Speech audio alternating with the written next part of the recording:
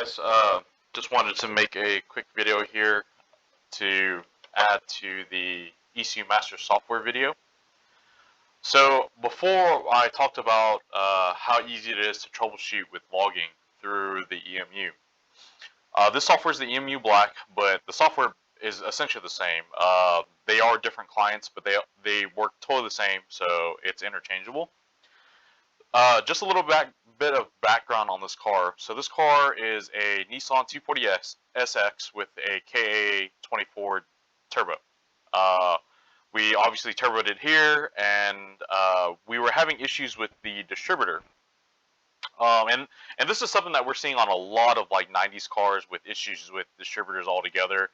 We've tried several different aftermarket ones from the auto parts store, Rock Auto, etc., and we just had problems with them nonstop. So we built a trigger wheel kit.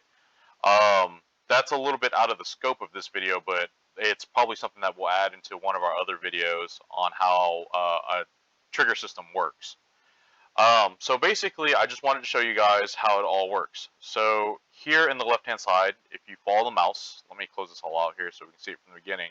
So if you look on the left-hand side here at the very top, you'll see that obviously the software is opened up, and now we're going to go down here to log.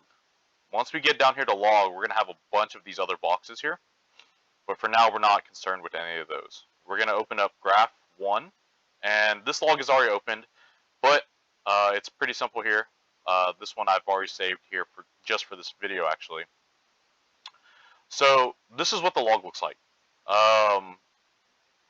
We have a couple of default things here. We've got RPM here, RPM, idle, PID, can switch, oil pressure, and then over here we have intake air temp, Excel enrichment, ignition angle, map, etc.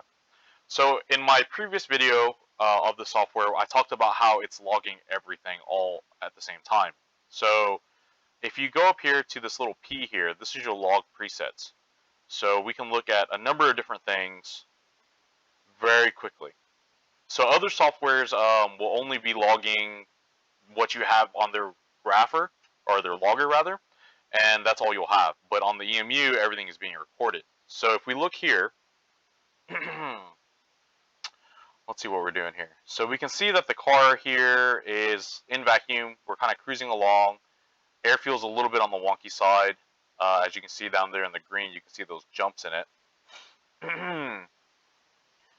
And then you can look at the very, very bottom here in black. See here, it says TPS down here. So you can see it. Then I go to nail it to wide open throttle, right? And as we climb up to wide open throttle, if you look up here, you'll see the numbers at the very top in red are changing. That's RPM. And you'll see that we hit 5,300 RPMs, and I'm still holding wide open throttle, and you'll see that it's actually cutting out, right? So here's the fun part about all this. Let's just say that we wanted to look at very specific things during this watt pull. So I'm going to open up, this is the basic table here. This is just, as it sounds like, the very basic minimum things here. And you can see that as I scroll along the graph, you'll see that it all shows up. All right. So we know that this car has an issue with the trigger. So we're going to look at ignition here. So I've opened up ignition, and as you can see, the values are here. Let's move this around a little bit to give us a little bit more space to see everything. Alrighty. So if you look here, we're going to go highlight that pull. If you look at the very bottom, you'll see that the trigger sync status is synchronized. And you see below that, trigger error shows no error. So we're going to glide it along the graph, going here. And we're going to see that we don't have any problems until we hit right here. And what do we have? We have an unexpected missing trigger. Okay. Let me see if we can move that around so you can see the whole error there. Where'd she go? There we go. Alright, so for the split second, we have an unexpected missing tooth. Okay. So on the trigger wheel, it's a 36-1. what that actually means is that there's actually there should be 36 teeth evenly spaced, but one is missing. Okay, what this is saying is that it's the missing tooth is where it is not expected. Okay, and that can be a number of different things. And we're actually still troubleshooting this car, so we still haven't actually figured it out. But just to go through a list of quickly, it could be the bracket for the sensor is moving. It's the runout is too far at those speeds. It is a KA, so it's high stroke. It does have solid motor mounts, so the bracket itself could be vibrating, and at that particular point, it could be vibrating away from the sensor, and then it's seeing a missing tooth when it shouldn't be seeing it. Secondly, we could have our settings incorrect, which is a possibility, not very likely, but it is a possibility.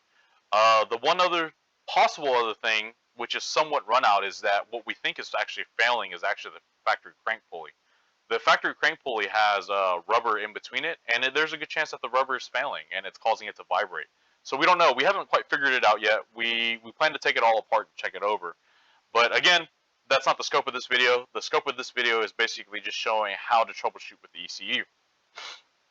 So, I'll give you a couple of examples here. So let's just say that we're having an issue, we're hitting some kind of cut and we don't know why, right? So if we go over to the left, we can go to FC reason, which is fuel cut reason, right? And we can glide through this and see that we don't have any fuel cut happening. None at all, right? Oh, wait, I lied. We got overrun fuel cut at the very top there. Overrun fuel cut is basically when you're in gear and you let off the throttle, it actually turns the injectors off. Every car does that. Any EFI car does that, rather. And that's it, basically to clean the spark plugs and actually to increase fuel economy. No reason to add fuel if we're just kind of gliding along or coasting along. All right. So if we look here on the left-hand side, let's just say that we are trying to get anti-lag working and we don't know why. So same deal here. We can look at all this and it'll tell us, okay, well, anti-lag, spark, ignition angle, you know, is it active? Is ALS active? It's definitely not. Is the set point number 2 set? It definitely is not. So again, we can glide across this and see that none of that is changing. Same deal here. Let's just say we have some kind of knock going on here and we want to see where or why or how bad it is. So even if you look here at this log, if you look right here at knock ignition event, you can see that it does see a hair of knock. Now we're wondering at this point though, well, is this knock that we should be concerned about? Is this knock that we consider as noise? Well, we basically can look at that. So if you look at the very bottom, you see where it says knock action ignition retard and knock action fuel enrich. Well, if it actually declares that this is actual real deal, like going to blow your car up, it's going to retard timing and add fuel, and it'll tell you. So where the knock sensor value at the top is only 0.6 volts, so not even anything to really worry about. And then the knock filter noise. Okay, so firstly, you'll see the knock sensor value is actually 2.5 volts. Okay, then you see the knock engine noise is 1.6. What that's saying is that anything that's above 1.6 may be crossing into knock. Anything below that is considered noise. So if you look, it's saying that, oh, okay, well, the knock level is actually 0.59, and they got that from doing math. And look how quickly this happens. If you look back on the left here on the log, try to look at both at the same time, we can look, let's pull up the basic box again, just to give you guys an idea about how quickly this can react. So here we go. So this is a pretty large noise event here. And you can, if you look at the RPMs at the very bottom there, we're at 2640 RPM. And by 2800 RPMs, it's seeing a bit more noise. Look at how fast that happened and how short of a time it happened. So anyways, but beyond that, that obviously is not a huge deal. Having the car run correctly is probably more of a big deal, but that is something that we will have to check out when it gets back on the dyno. But yeah, so that's what all this is over here for. Just really simple. Same thing here, analog or analog inputs. So let's just say that, oh, we're trying to troubleshoot something. Let's just say our AC switch is not working. Well, actually, let's find out. So up here at the top, we're going to go to Tools. We're going to show our assigned inputs. So our assigned inputs shows that switch number 1 is actually for our AC. So we're going to go over and we're going to find switches. Oops, got to close out of this first. Go down here to switches. And we know switch number 1 is our AC, so that's it right there. And AC at this current time is off. So let's just say that you're having an issue with AC and you don't know why. You can basically sit there and hit the AC switch and see if this triggers on and off. If you hit the switch and it doesn't trigger it on, then it's something, either the switch has gone bad or the wiring to the switch has gone bad, or something that actually happens extremely common, and it happens to me all the time, is that the pin's in the wrong spot. There's 24 pins per connector, and it's easy to just simply move one up or over by one row and not even be the wiser of it, right? So that actually leads me to the next part here. We talked about the output test in our other video, and I just wanted to show you, like, okay, here is our output menu. So you can see here that aux2 is in red. That means that there are 2 things assigned to it, and that generally is kind of an error, but kind of not. So in this car, just like the Beats, we set it up the exact same way on every car. Not only does the check engine light do, well, check engine things, it also doubles as our shift light, right? So then, just the same deal there. We know that this is aux2. We can go to our outputs tab right here, and we can scroll along the log and see if it's active. As you can see that it's not doing anything. So, but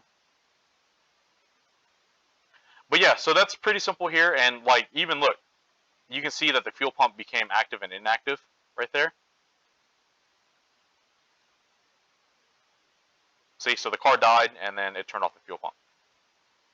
So that's actually what I'm talking about when it comes down to troubleshooting with a standalone ECU. How much simpler it becomes because all the data is live and all the data is ready for you to review.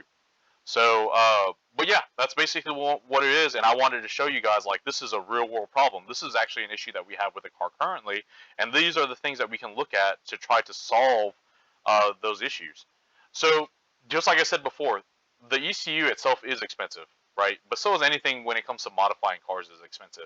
But this actually future-proofs the car and helps you troubleshoot it. And imagine how much faster your troubleshooting will be, and how much more, with as much information as the ECU will give you, how much more that you've got to troubleshoot yourself before you have to take it to a mechanic, But yeah, so that's it. That's like I said, hopefully that's a somewhat informative video for you guys. If there's anything else, as always, just give us a shout, let us know, and I'd be more than happy to answer anything that may come around.